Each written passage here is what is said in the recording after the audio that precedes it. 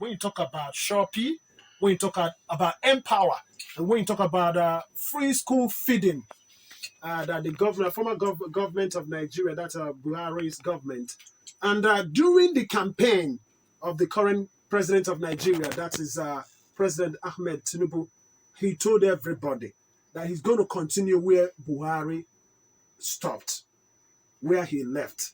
And some people were like, do you really mean this? And yes, it's more or less like your word against his. It is only when it starts then you understand what he meant by I'm going to stop and continue where Buhari stopped. So some persons are now alleging that this is where Buhari stopped, that he continued. And they say government is continuing.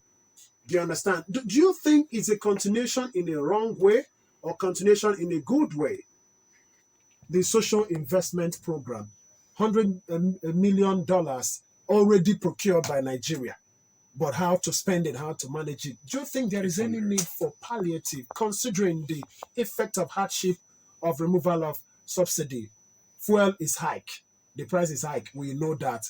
In this place, you'll find maybe 520 naira, but some places 700 naira. Do you think there is need for palliative? Okay, thank you very much, Buchi. Is it $100 million or $800 million? $800 million. $800 million.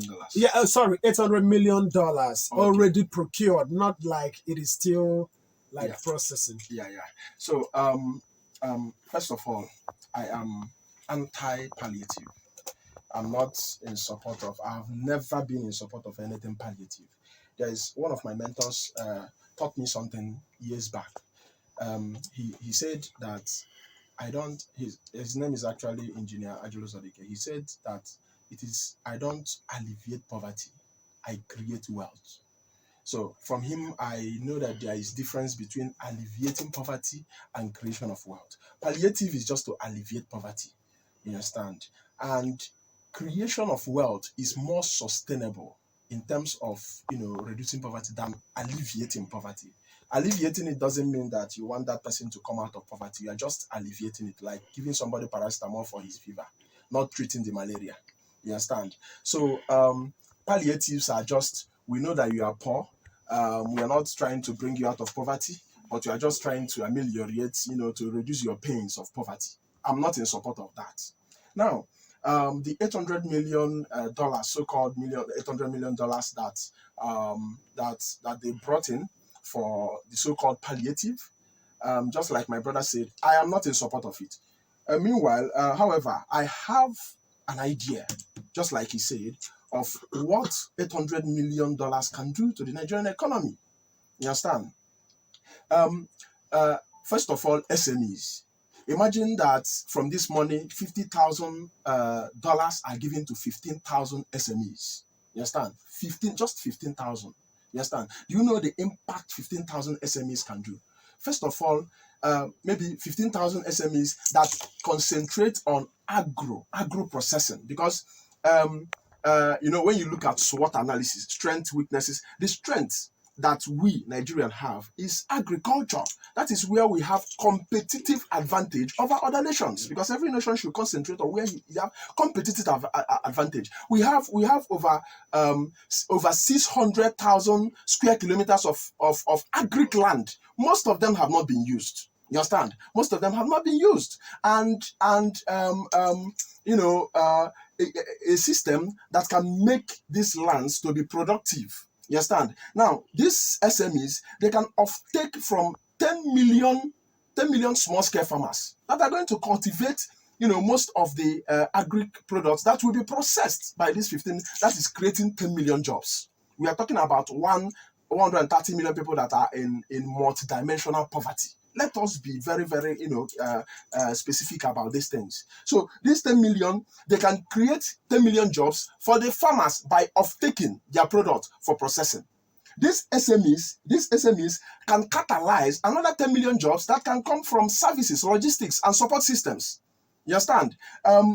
These SMEs, these 15,000 SMEs, they can create 2 million direct jobs by just the processing activities that are going on in their manufacturing base. I'm speaking as a manufacturer. I've been in this game for 13 years. They can create 2 million, direct jobs. You understand? These 15,000 SMEs. Now, these people, when you now position these SMEs and their brand, when you position them and their brand for export, which is very, very possible because there is high demand of these, products all over the globe. When you look, when you go to Europe, they talk about regenerative agriculture. These people talking about regenerative agriculture, their land are no more, so much fertile about agriculture because of so much use of chemicals and tractors and the rest. We still have virgin land. The world are talking about regenerative agriculture. Regenerative agriculture, where you are going is where our forefathers were in the past. Now, that is where they are now going now, after telling us that we are primitive. Now, when you position these brands for export, these 15,000 SMEs, imagine that maybe averagely someone does the turnover of $100,000 just per annum. You will now see that you will get about $1.5 billion of effects into the Nigerian economy, foreign exchange into the Nigerian economy. You understand? And then you now talk about the supply chain, the local trade of these locally manufactured goods. We have millions of retailers, of wholesalers, traders in Ochanja, Main Market, Relief, Obogonogo, Aspanda, Lagos, and there are so many traders that are trading in these commodity and in these finished products, and most of them trade goods that are imported outside Nigeria. Now, these 15,000 brands, like I'm talking about brands because these people represent a brand. So a brand can even have about 10 products, 10 variants inside it. So imagine the multiplier effect, the money circulation, the money that will be circulating into the economy by trading locally made products. It will increase liquidity.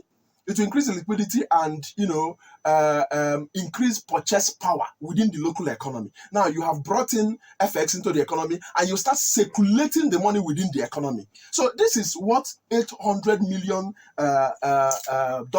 can do if you channel it to the right direction. Now these SMEs, they're going to grow. They're going to grow and they're going to support the entertainment industry. They're going to support the media through adverts and the rest.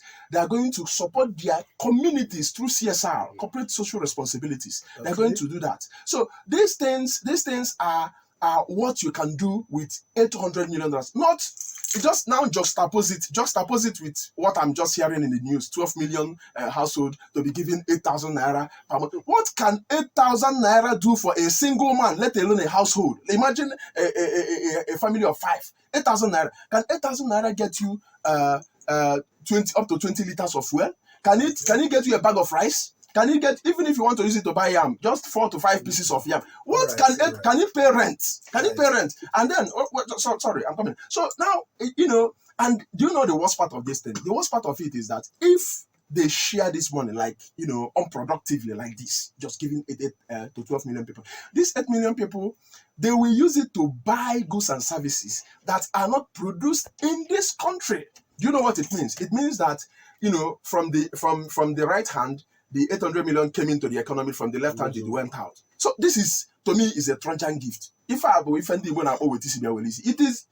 is not going to work in our economy. Okay. In fact, it is high time we stopped going for these loans, because a loan that is structured to pass through what the Chatham House people, called it the kleptocratic class. It is structured that it must pass through the kleptocratic class. Why are you giving that loan when you know that it's going to pass through through people that will siphon it back to your economy? It doesn't make any sense to me. Okay, so I think while we are going round around this issue about how do we hold the government accountable and the rest, I have been an advocate of grassroots governance.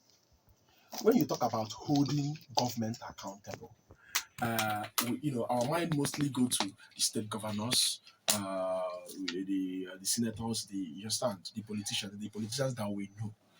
What of our village leaders? What of our community leaders? These are the issues. We don't know actually what government is. The definition of government goes down to even your family. Your family is a government. Your homeowner is a government. You understand? Now, like I said earlier, that I am anti-palliative. I'm not in support of all this. In fact, the much I have studied the global economy, the much I have studied, I'm still a neophyte, you understand? But the much I have studied, I have never seen an economy that I have never seen that an economy that's progressed by relying on this kind of loans. I've never seen. When Asia wanted to rise up, one of the strategies they started shunning this kind of loans. They don't want to take it. You understand? To me, there are some loans that are Trojan gifts. It's not all loans that you should collect. But that apart, what I'm now saying, we should, because everything is local, right? Yeah. Solution should be local. Now, let me now speak. Is solution here? Eh? Is solution here? Solution, is it here? Yes. Okay. So I'm trying to talk about solution now. Now, solution to me, the solution is that, like I said, that solution is local. So community by community, we should start driving economic strategies, community by community. Forget this 800 million this thing. Whatever 12 million people that there is nothing that you can do. If this money is meant to be siphoned, it will be siphoned. If you like, shout from morning till night, shout from Monday till Sunday. It will be siphoned. Because of what? Because of the structure at which the loan cannot come to you directly. It must pass through a system. Now, there is a way to fight. There is a way to fight a system. You don't fight a system by frontal attack. You fight a system by being innovative. That's what they call disruptive innovation. You fight the system by being disruptive. By being disruptive, not by making noise. Now, what kind of disruptive innovation that can we use to insulate ourselves from whatever economic maybe sabotage that can come from the corruption and the rest? Now, can we start driving this thing community by community? Can I give you an example? Can I use my community as an example? Okay. For example, I'm from Umoji. Umoji have about 40 square kilometer of space. You understand? When you look at the north bordered by Ogidi, by the east bordered by Abatete, west, or south, Oba, and the Obosi that we are here now, from the population that we have, the records that I have in 1987, it's about 11,000 people. So let me say that, we have grown exponentially to maybe about 100 to 200,000 people, but I don't think that we are of that stage. That means that we still have about 10 square kilometer, 10 square kilometer of land that is still fallow, that can be used for agriculture and industrialization. Now, imagine that we can raise it. We can raise at least $1 million. If we galvanize our people from the diaspora and the rest, we can raise this kind of money. Flagship SMEs, about 20, give them space, build industrial clusters, give them these seed funds. These things that I enumerated, we can do it on a micro level in our communities, community by community. And we also position them towards export. They will still generate effects into the community economy. Now, imagine when you look at let me give an example, the Ìgbò nation. When you look at the Ìgbò, you understand, not the southeast, you understand, maybe from the north, bordering our people in the Benue, Kogi, from the south, Eche and Boni and the rest, from the west, down to Ewake, now called Ewanke in Edo State, you understand? From the east, the Ebonyi, down to Cross River, the Igbo communities in Cross River, you will see we have about 120 local governments covering us.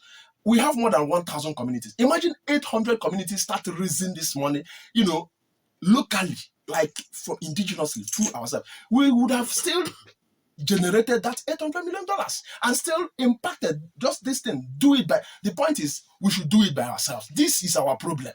We should not be relying on these loans. You see these loans will further kill our economy. It will keep on killing our economy. Do you know why? Because as long as you are not producing what you are consuming, whatever loan they are giving you, whatever palliative they are giving you, you will still send it back to them. Okay. That is it. You will still send it back to them, according to Mr. Chukwu. Yes, I think it all boils down to leadership. Everything has to be done with leadership. You understand? Once there is that right leadership, that have integrity, that have creativity and innovation, it will lead in this kind of revolution. It's just boiled down on leadership. Now, the advice I have is normally let me say the Igbo people, they have this mindset of I can't go to the village and be doing all these things with these people. I'm above that.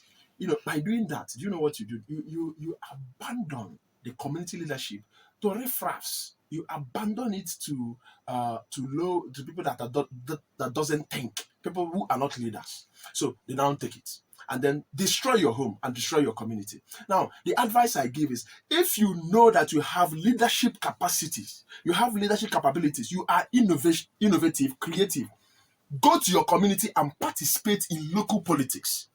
Bring those your ideas down to your communities. Do not abandon them. Yes, I understand that there can be so much frustration because of lack of knowledge, lack of exposure, but ndị Igbo si na ada eji mgbagbu ala ọgọ. Go down to your villages and participate. Give in that thing that you have. It is only when there is creative leadership in the communities that can drive even the diasporans. They can bring in systems that can now drive these people to bring down their money. It is only leadership that can galvanize people to make use of the resources available, the land, the capital, the labor, the entrepreneurship. It is leadership that are going to galvanize these people to convert it to community economic prosperity. It is boiled down on leadership. So that's the solution. Okay, let us move to Mr. Chikezie.